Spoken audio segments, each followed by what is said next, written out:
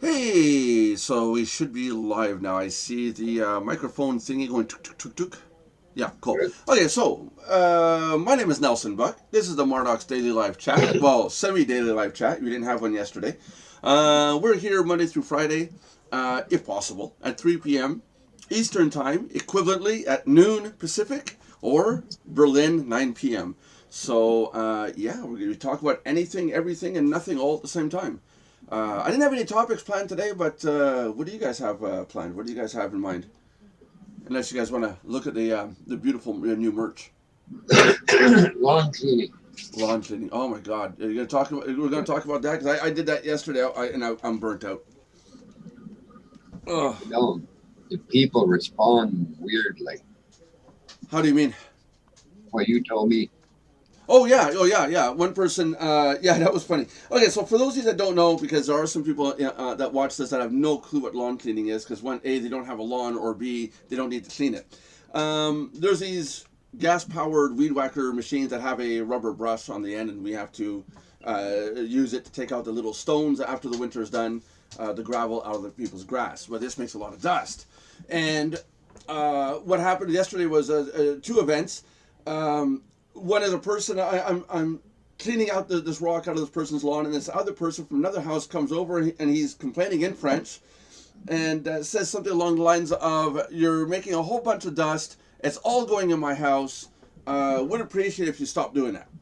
And I turned to him, and because he was that way, he's French, and I went, "I'm sorry, I only speak English. My boss told me to do this." That was kind of an ass, but still, it's like my dad said. What did you say when I told you that? well, all you do is close his windows. Exactly. You It know, doesn't last for 6 hours. no, We're there about 20 minutes. no, not even. I was there for 10 minutes for two places. It wasn't that long. But and then the other one was there's a major boulevard here called King Street or Boulevard King. Um, and I'm cleaning out off the stones off in front of a car dealership. This is a 4-lane road, two in both directions, and I'm pushing the stone into the street because that's where we're supposed to put it. The city will come along and pick it out. But in doing so, there's a big cloud of thick, can't see through it dust. There's two lanes. If you're in the other lane, you can make it through no problem. In the lane I'm in, there's dust that's billowing up, and everybody sees it from a half a mile away and moves over to the inner lane, goes by, and we're all good. This one guy drives right by in front of me while I'm doing this, puts on the brakes, backs up, parks on an adjacent street, comes over to me and starts complaining, saying, "You hit my car with rocks." And I looked at him and I said, "Dude, everybody switches lanes and moves over. You saw this big billowing cloud of dust. Didn't make you think to move over, you know." But these people want to start fights. They want to start problems and complaints about, dust. That's part of road rage. It is. It It is. is. It is. Anything and everything. Yeah. I called the insurance company yesterday to find out while I'm doing this kind of work how it's covered. I am covered through my insurance as responsibility insurance. But what they get is a lot of people will drive around on purpose to get hit with stones, and then they'll make an insurance claim against that person who was doing the brushing, and they'll get their car refinished on that side, or get all the little pucks and dings out. Whereas you may hit them with one or two little stones at a mile an hour. Not this isn't fast. You get hit with stones faster on the highway by other cars.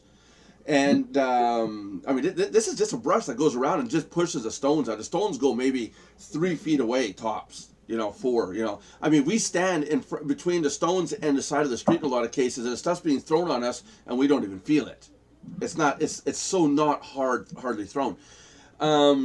But these people will file a claim saying their car was scratched and they want it fixed, and then it falls on our insurance to say, okay, well, we'll fix your car.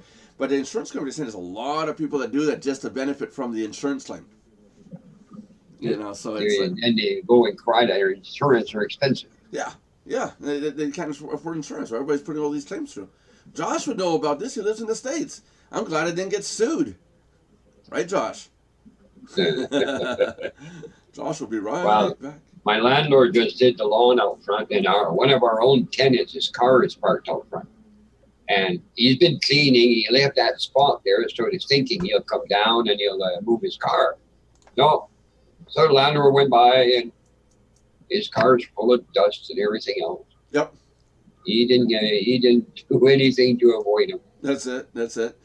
I mean, I got places like the daycare. I cleaned off that slope, and on the other side of the street, there's Louis' restaurant, and people parked there. Well, there's a pickup truck parked there. I did as much as I could without going near the truck. It's a nice blue truck, and it's a Ford.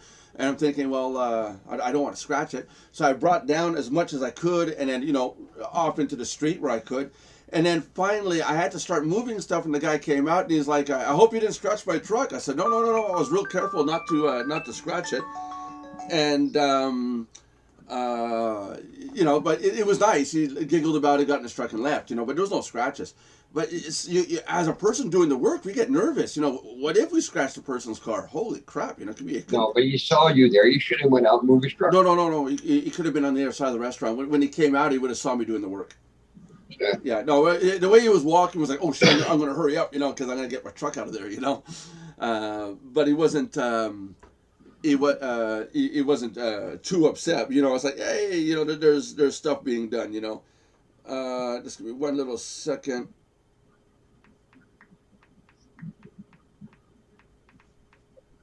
There we go.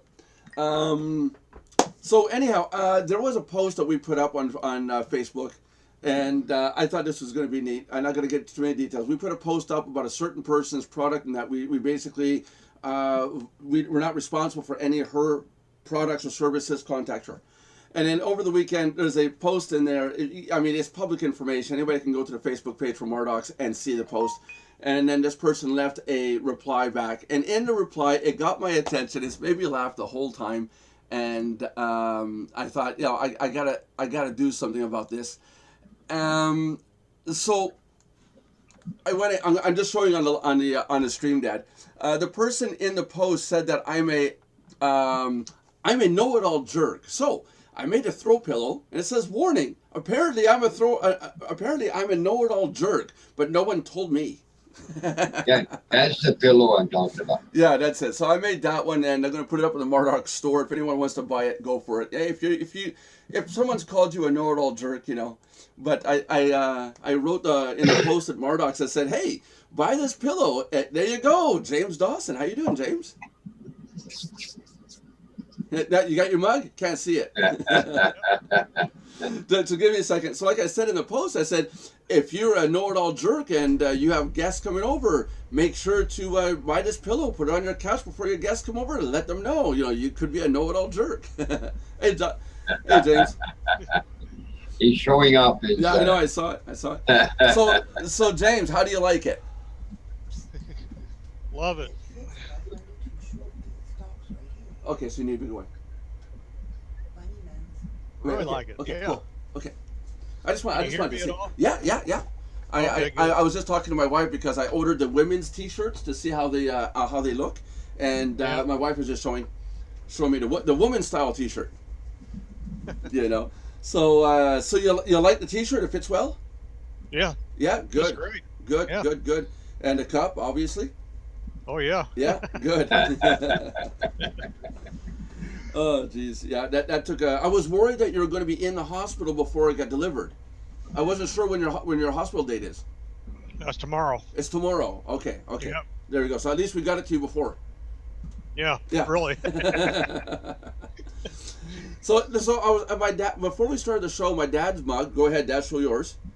And I asked my dad, "Does your coffee taste better now with that mug?" So we're asking you, does your coffee taste better with that? Yeah. Matter of fact, it's a little bit milder. Yeah, it's a little it's the wax we use. Oh, I see.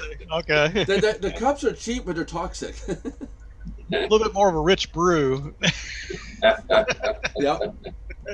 For those of you watching, you can have we do sell or give away the throw pillows now. We have it's coming. It should be here in a couple days.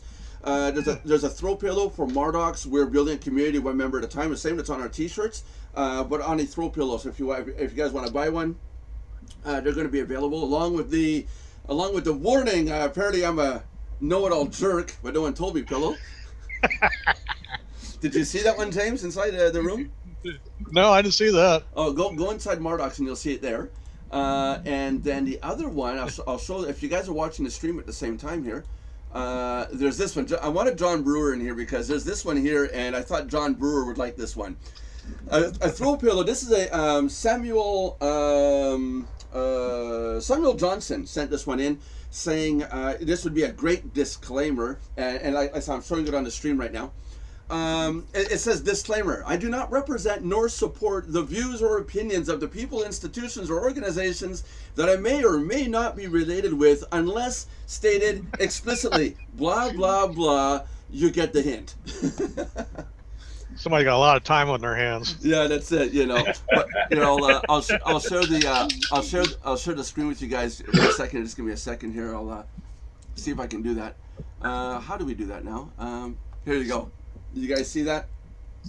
Do you see that, James? Yeah. Yeah, there you go. So that's the throw pillow for John Brewer. I thought that would be cool to put up, and if somebody wants a disclaimer throw pillow. And the other one is this one here. The warning. This is the one I made and came up with. That's the one I made. So these are both available for sale, along with the Mardox one. So if you guys want to make a collection of Mardox pillows, there you go. Oh, jeez. Yeah, fun times. Now John won't come on. You scared him. Yeah. Now John's gonna be like, oh no, it's all about me. Or instead of holding up a disclaimer, he's going to have contribution. Contribute to my cause. There you go. Yeah, that doesn't work, Dad. That doesn't work. Putting your code in this chat. Oh wow! So we're going to be setting up a store area for selling merchandise inside Mardox, but it's not just going to be Mardox merchandise. It's also going to be for others who want to sell their stuff. So I'm trying to build like a community flea market, if you want, for people who want to sell. It doesn't have to be. You don't have to sell a product, but let's say for example you got VHS tapes you want to sell. Well, you can sell them individually.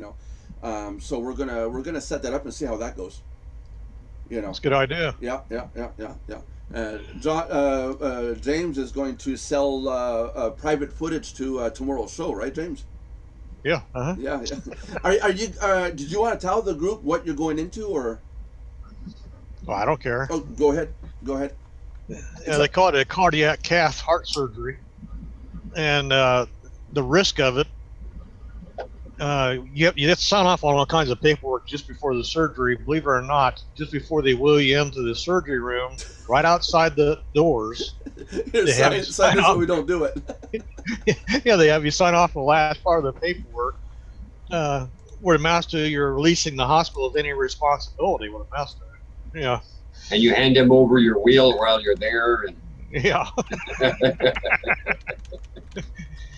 But the biggest risk of the whole surgery, when they get in there, in my case, they're going to put in a catheter stent, and they have to cut through already scar tissue I have. It's already down there in the groin area from the 2 hernia operations I had done. And what they do is equivalent of a spinal block, and it just brings you right off the table. And like I've told them, I think that's the worst part of the whole procedure, the whole surgery, is when they do that. Because beyond that point, you don't feel a thing. And they have a monitor set up just for the patient to watch. They can watch the entire surgery. They want you awake, so the event anything starts to go wrong, you can yell out, "Hey, I got a problem." Okay. But the biggest risk of it all, when you get in there, they have to ask permission to shave the artery walls if they see a lot of plaque buildup. And when they go to do that, there's a chance of a blood clot surfacing out of the plaque. It's been hidden away. And the last time I gave them permission to shave their arteries, a blood clot did surface, and it started to float away into the bloodstream. And he's got a claw on the end of the catheter he inserts that they use that's got a camera on the end of it. But he can reach out with that claw and grab a hold of the clot before it floats away. Right. And that's what he did the last time. Now, a clot is basically dried up blood, right? Yeah. Or yeah, it is. Blood. Okay. But the problem with that, if it gets away from him where he doesn't grab a hold of it, they warn you, and part of that paperwork you're signing off on, if it goes to the brain, you may have enough time to tell everybody goodbye. Oh boy. And if it goes to the lungs, they're going to have to do a separate surgery. Emergency surgery. Yeah. Yeah. Yeah. And the really scary part, I think, would be for a lot of people. This would be my third time I've been through it. Each time you do it, you wonder, well, am I pushing my luck this time? You know. Well, we determined in the last show that humans have 9 lives. Yeah. Yeah. So how many have you been through so far? I lost count a long time ago. Oh. Because apparently, if you go past 9, that the lives that you exceed are taken off your next life. Yeah. Yeah. So you might be in the woods with that one. That's the reason why it's called borrowed time. Yeah, they put in that catheter stent, and then they put another catheter that goes into the stent that goes clear up into your system. They start at the groin area and wind their way clear up to the heart. And in my case, they're going to check out the arteries at the front of the heart, the left side of the heart, and the back of the heart. Okay. So that's by going through the veins or arteries, you can actually go and check each one. Yeah, Oh, and cool. It's really cool because you get to watch this live. You can actually see it inside your arteries. I don't know if I'd want to do that. I don't know. I get queasy if I know it's in me and I'm watching it. I might actually get queasy. You know. Yeah. Oh, yeah. Hey, wait a minute! I see intelligence there. Wait, you're in the brain, not the heart. But the worst risks of it all that they tell you about, they don't tell you till just before they wheel you in there. Yeah, because they don't want you to back out. Probably not. Kind of like joining a really good MLM. Right before you pay, yeah, you're gonna sign away all your rights, right? No refunds. Yeah, that's right. Now, do you still want to make $100 million a month? Okay. You know what we're talking about, right? Oh, jeez. But how's your morale? How's your wife's morale right now? How does that feel? Or are you guys okay with what's going to happen? Or is there a lot of tears going on? Kind of like the last night, Last Supper? Yeah, a lot of worry going on. Yeah. Yeah, but nothing's going to happen. Well, that's what I say. How long does that take, James, altogether if there's no complications, whatever? 6 hours. Oh, really? Okay, Wow. so we're going to hold our breath. No, he's going to be just fine. Yeah. No. Are you in the U.S.? Yep.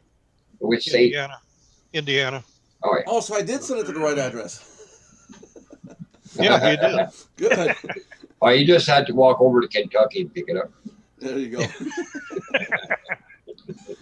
Oh, geez, that's funny because I put California on there. Okay, no. No, seriously, I for some reason I thought you were living in Canada. Seriously. And when I saw the address, I was like, Indiana. Do I got the right address for the right person? I had to go back and look. Okay, I got the right address. You know. By saying Indiana, we just narrowed down where you live to a very small point on the planet, right? Oh, really? Yeah. Because Indiana is not that big relative to the entire globe, right? Now everybody knows that you live in Indiana. So now you just got to go back and forth on all the streets looking for a James Dawson. Yeah, probably. Just take your head out the car, James Dawson! Yeah. Did they mention anything about side effects as they're operating, or is that very low? Did they mention what? Side effects. Oh, yeah, you have to make sure you have somebody who's going to drive you home because you're not allowed to drive yourself home. They won't let you. No, I mean, during the surgery, like you mentioned, the blood clot, is that all there is, or? Well, there's a possibility of that if they have to use extra thinner or a clotter. No, but other than the blood clot, is there anything else they explained to you, or? No. Oh, Yeah, good for you. They've done it so many times now. It's almost like doing a tonsillectomy, to them. Yeah, your arteries are marked as highways now. Yeah. Yeah. Dad. Yeah. Now, Dad, relative to what happened to you, Dad, what did you go through?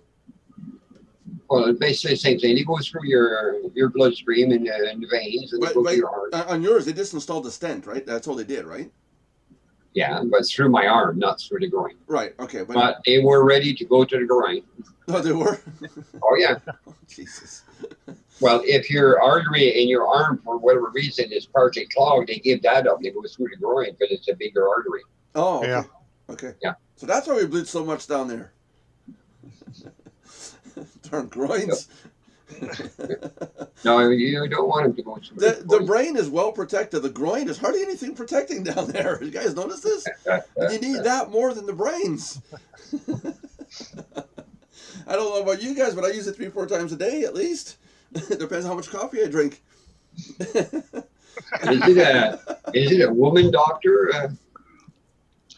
Oh no, it's a man. I've had him. I've You're had not him. lucky.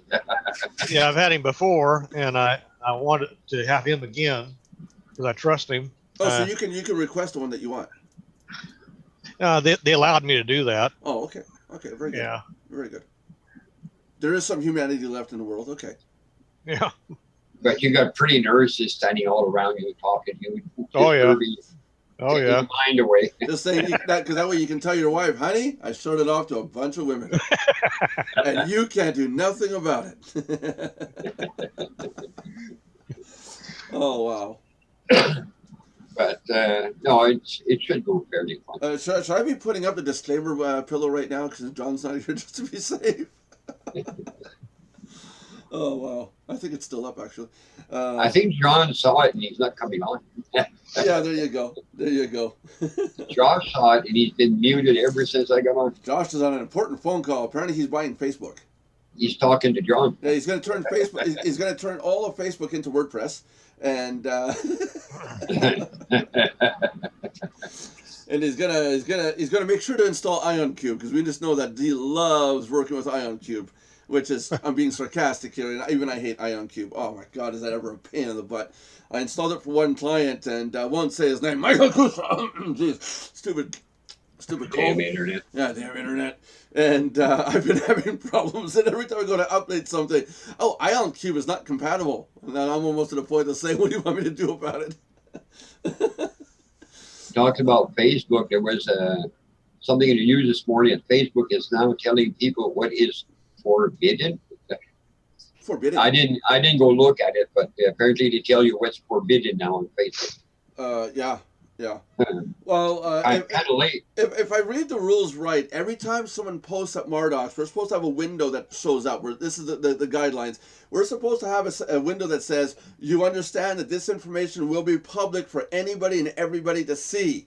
Click yes to continue or cancel to cancel it. That would be so annoying. You're going to go post something. Oh, yeah, click.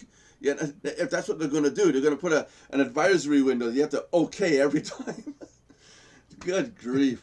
No, maybe not every time, but you'll have to read what's forbidden before you can use it. Well, I'm going to do that at Mardox. I am going to have it come up periodically. If you haven't posted in a certain amount of time, I'm going to have them click the okay to make sure that, I do agree with this, Our terms and conditions is extensive now. It's 26 pages long, 109 clauses.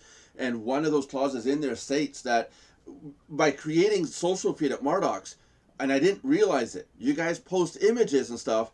If like James posts up an image of him and his wife, it's yes, he's got the copyright, but by uploading it, he gives us unconditional royalty-free copyright rights to it to reproduce it. And if it's not in the terms and conditions, then he could turn around and say, "Hey, you owe me to have it up there," and I'm going to charge you X amount, especially if it makes money or something, So, and then of course, if he takes it down, it also says that if he takes it down, we remove it totally. We don't just keep it up there. That he has full rights. James, before you post your surgery video, you got to read a disclaimer. Yeah. Yeah, that's it. That's it.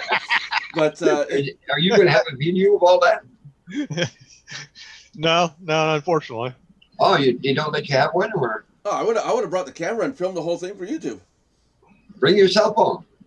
That's an idea. Oh. Yeah. People let me do it. Now, don't miss the cute nurses, by the way. Okay? Yeah. I was gonna show the newest member to my family, but she's upstairs right now. I guess finally calmed down. We have a new dog. It's come on, help me out here. Not Knish. That's it. What's that in English? What do you call it? A Knish in English? Knish. Knish. I don't know the. It's a little bit bigger older than a Shih Tzu and a little less barky than a Chihuahua. It's a wolf. A wolf, yeah. It Looked like it was close to a poodle. Oh, you saw the photo? Yeah, yeah. Oh, okay. Or did you watch the video or the photo? The video Oh, where okay, it's at the window. Well, yeah, that's it. Yeah, that's Chanel. And the lady has MS, and she's going into a care. She's getting ready to go to a care facility, and there was talk about through one of my clients, actually, his daughter. She's about to go to a care facility, and they can't keep the dog, so she was just going to have the dog put down. And I heard this. I said, "Don't put the dog down. I'll give it to me. I'll take care of it. You know, you can handle it." And then it was like, ho humming. Well, I don't know, And finally, she called me and said, "Would you be willing to try out with the dog and see if your dog and her go well?" And we said, "Sure," but she called me for it. And it was funny because my client, Yvonne, said to me, "Well, if you can convince my daughter," and I told her, I said, No. I don't have to convince anybody. If I get the dog or don't get the dog, it doesn't change anything in my life. Except that if I get it, I got to feed it and take care of it, and But I said it's for her to be okay with it, not me. There's no convincing here. She has to convince me to take it. Because if it's a pain in the butt dog, I'm not taking it. No, that's not true. But so, anyways, we have her till we have her this week so far. We'll see how it goes after the week. Merlin seems to be okay with it. Funny little shit. Someone walks up to the walkway. She barks at it, at the human, and then backs up under Merlin's front paws. And I swear to God, she's like, "Okay, now you take care of it." That's cool. Yeah, it's like, I bark, you take care of it. Yeah, that's what Merlin's supposed to do. But Merlin, somebody walks up the yard. Oh boy, I got somebody to play with. I have a friend. Oh boy! So she's caught on that Merlin's the big brute bodyguard, Yeah. So she just flipped off a human and went, "Oh." Oh jeez! But Merlin's literally 10 times her size, literally. So it's like, oh. Finally, last night, of all the things that she can do with Merlin, she tries to dominate Merlin. By getting on top and mounting. And I'm like, you got to be kidding me! If Merlin wants to bite you, you're gone. It's like you don't want to dominate Merlin. So I had to break her of all that thought. It's like, get out of that idea because he'll take you out. He doesn't like being mounted, even at the dog park. That's a big problem. He starts to snarl and show his teeth, and then about 3 seconds later, he's biting. He does not like to be mounted. I don't blame him. I don't like to be mounted either. When some guy in the street comes up behind me and mounts me, God, I snarl too. It happens so often. Yeah, and then I turn around and offer him a Mardox t-shirt. "Hey, buddy, here you go." Have a nice day. Talking about people on the street, I gotta ask you, and I'm not trying to be disrespectful. The post that you had about the homeless person, was that you really experienced that, or is that something you copied from somebody else? That was me. That was Yeah. you. That was incredible. Number one. I gotta admit, there's times that I don't have time to read your novels. So I copy the text and I put it into text to speech and I listen to it.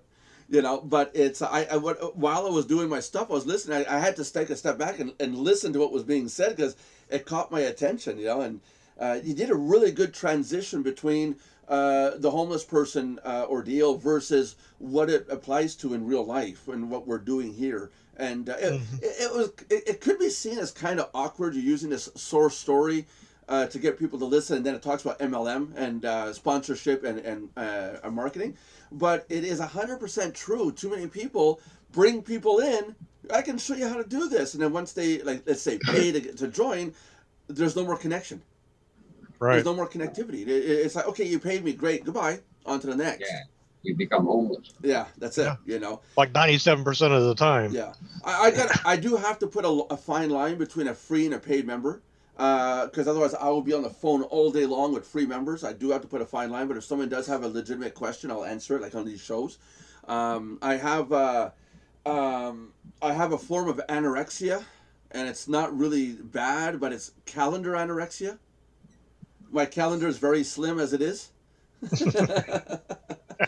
So I gotta watch what I put in.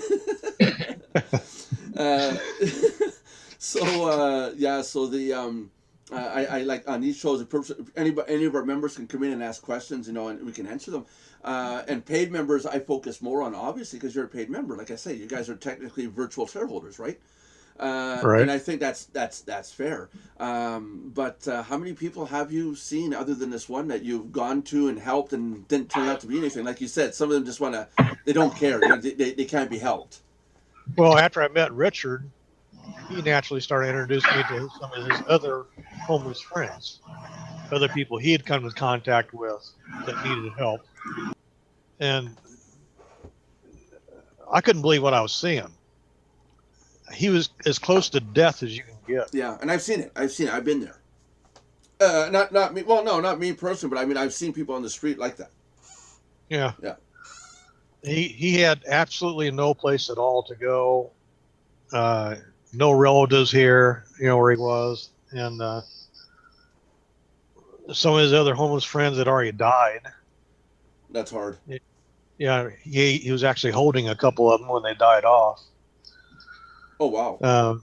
Yeah, he had convinced somebody on the street to let him use their phone. He called 911, but by the time they got there, it was too late in both cases. Oh, jeez. Yeah. Yeah, and the 911, they're really good, but let's face it, if you got somebody living in uptown Indiana, I'm not gonna say that. I'm not gonna say the name of the town, but let's face it, it's a fact. If there's a call for somebody who's living in a house, homeowner, or you know, and they call an ambulance, I'm pretty sure 911. If they got to make the decision, they're going for that one and not the homeless person. I'm pretty sure. And their excuse is, it's not true. I used to work at 911, so. are you sure? Yeah, I mean, I was a paramedic for 8 years, remember? There's two calls that come in simultaneously. You're the only one that can respond. You have to make a choice. Which Well, one do you first take? off, we always have more people because we just call in mutual aid from another district, so it's not a problem. We would just call the county next to us to have them come respond to the other call. That's all we do. And what we would do is route the call based on location to the closest person we're going to get mutual aid from. So let's say if there's only one ambulance there, for example, Yeah. we're going to send whichever ambulance is closest to, whichever one's closest for the mutual aid is going to go out to that one, and then the other one will go to the other call, and they'll prioritize it based on the severity of what's being called in. But how come we hear a whole bunch of these cases where homeless people are, the ambulances never get there in time kind of thing? Well, you got to remember when a 911 call comes in, it's probably about 2 to 3 minutes before the dispatch goes out to us, and then there's probably another 2 minutes of us going to get to the truck and find out where we're actually going. So it's about 10 minutes before we actually get to the person. Okay. Well, here in Sherbrooke, anyways, they're always in their trucks. I don't think there is an ambulance central. The ambulances are always parked somewhere around town. A lot of paid companies do that if they don't have fire departments because they are trying to cut costs for buildings. Comment ça va?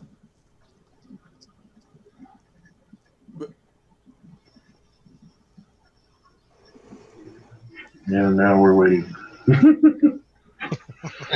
Get used to it. Donne-moi juste une seconde. Okay, bouge pas. Go ahead and talk for a few minutes. I gotta take this call, guys. I'll be right back. Parlez-vous anglais? Hey, what's that, Josh? I said, parlez-vous anglais? Oh, okay. It's about the only thing I know. That's the only thing I've learned in every language is speak English. I never did understand the other languages, so I just learned to say that, and I'm good to go. Yeah, you learned well. Yeah. What were you saying about no fire department or something, Josh? Well, some cities don't even have it, but if the city doesn't have a fire department with an ambulance service, they don't usually. Sometimes they don't have. They'll have a small building, but not a major building complex for all the ambulances. So what they'll do is they'll park them throughout the city, so they can increase the response times. And then they'll drop the response times to about 4 or 5 minutes as opposed to a 10-minute response time. Because if I have one building that's a central location for all the ambulances, but I can park them all throughout the city, I have a much faster response time in a major metropolitan area than I would if I had the ambulances all parked at the same building. Yeah, well, we have a place for them, but they still park northeast, west, and south. So Yeah, that's what I'm saying. They usually will park strategically throughout the city so that they're in the general areas so they can respond faster. what I would like him not to do is park the ambulance next to a playground or, Why? because the kids, there's some little kids there, and they wonder, you know. And then the cops come by, they'll stop and talk with them for a while. Sure. You can So what's the problem imagine then? what little kids were thinking about. You know, Huh?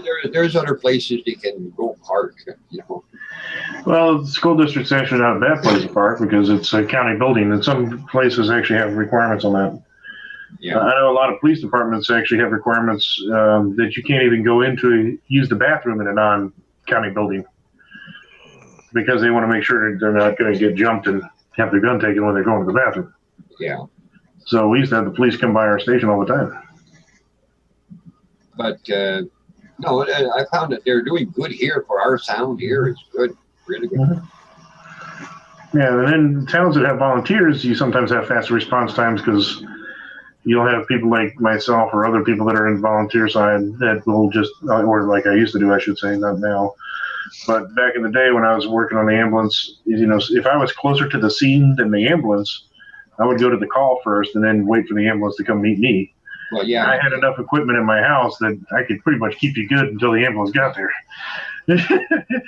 So I had enough in a bag in my truck that you were good until the ambulance got there. We're good to go. So it makes more sense for me to go to the scene then instead of waiting on the ambulance to come get you. Josh runs around with a drugstore in his trunk, his car. No, we didn't have that kind of stuff. But you know, if you're in a cardiac arrest, I mean, I had a mask and everything else, and you know, I'd rather have an intubation kit and an IV line. But you know, I'll be able to keep you going. You know, I'll be able to get something going while I'm waiting on them. Did you have a defibrillator? No, I don't know. No, huh? But like I had glucometers and everything else, and I have a pulse ox and all that, and so if I came to your house and you're diabetic, I had a pulse. I could check your blood sugar, find out if you're having problems, and I had glucose tablets and stuff on me. I could start putting sugar in them before they ever got there.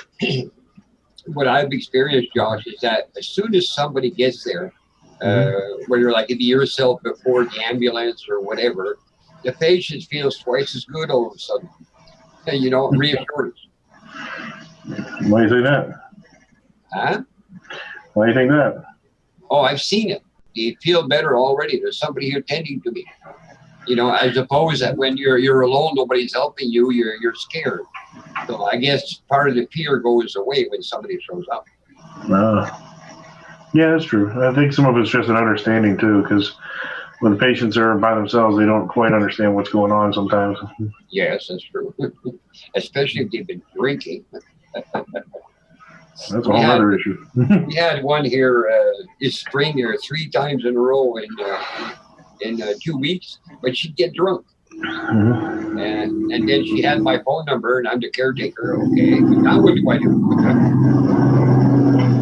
Goodness gracious. Yep. That must be Nelson. I don't know what the world that was. Or he's maybe making a coffee on that little machine upstairs. And Nelson, can you hear us? Now, if you hear him using the bathroom, you'll know. Nobody, I think he hears us on the cell phone. Maybe not.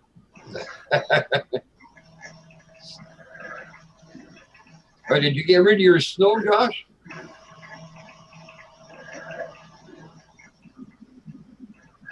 It's almost gone. It's still melting. Yeah, ours is gone here. Yeah, We're at 21 today already. Yeah.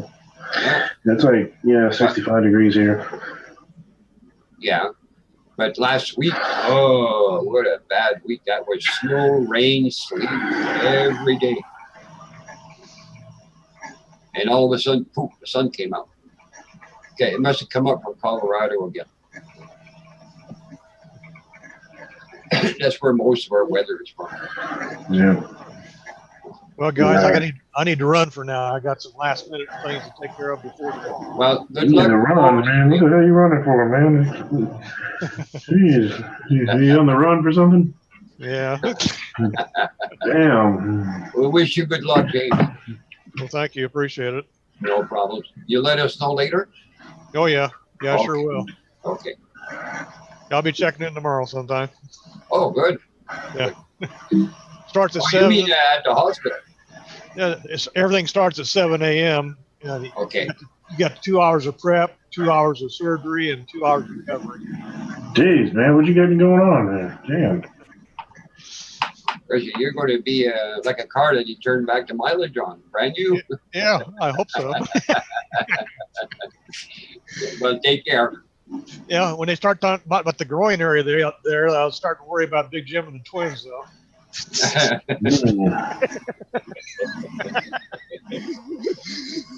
Well, I'll catch you later. Okay. Have a good day. Yeah, you too. Talk to you later, man. Hi, Brianna. Burton, do I stay long? Are you outside? No, I didn't.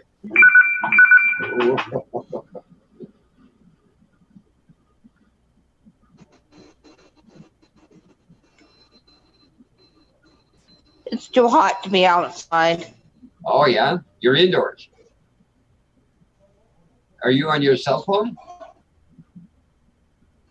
Yes, Can't hear you right now.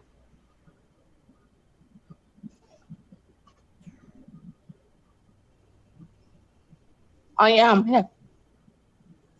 Whoop. You don't have enough bandwidth, it says here.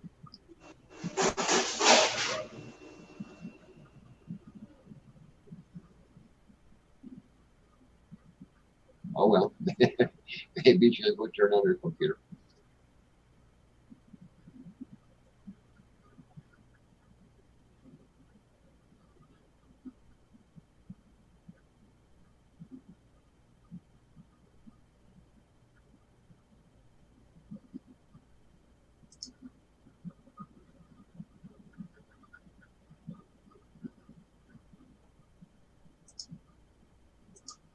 Well, everybody's abandoned everybody.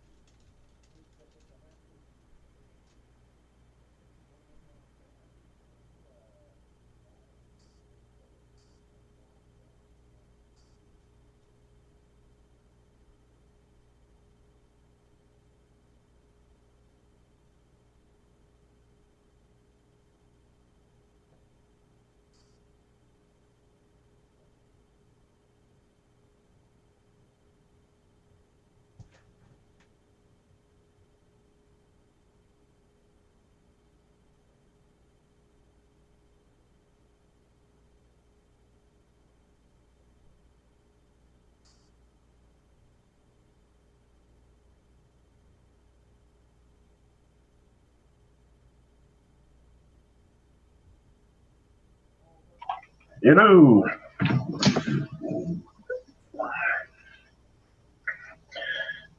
Sorry about that. I had a call. So what's up?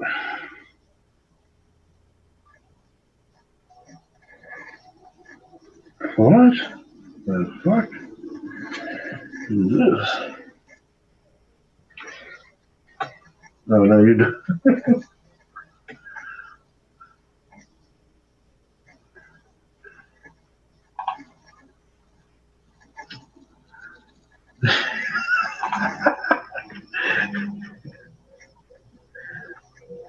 You gotta dig deeper. Oh, your mic's muted, I think. Hold on. Yeah. Go ahead, John. Said you got to dig deeper if you're going to get it up the nose there. You know you're on recording, right? You know this is all live recording, right? Yeah, it is. Wonder where Nelson went. I don't know, man. I had a phone call I had to take. One of my college was calling me, asking me when I was registered for the next class, because registration ends at the end of the week. How did your last test go, by the way? Where that? I passed with flying colors as always. Good. Yeah, I passed that class with A.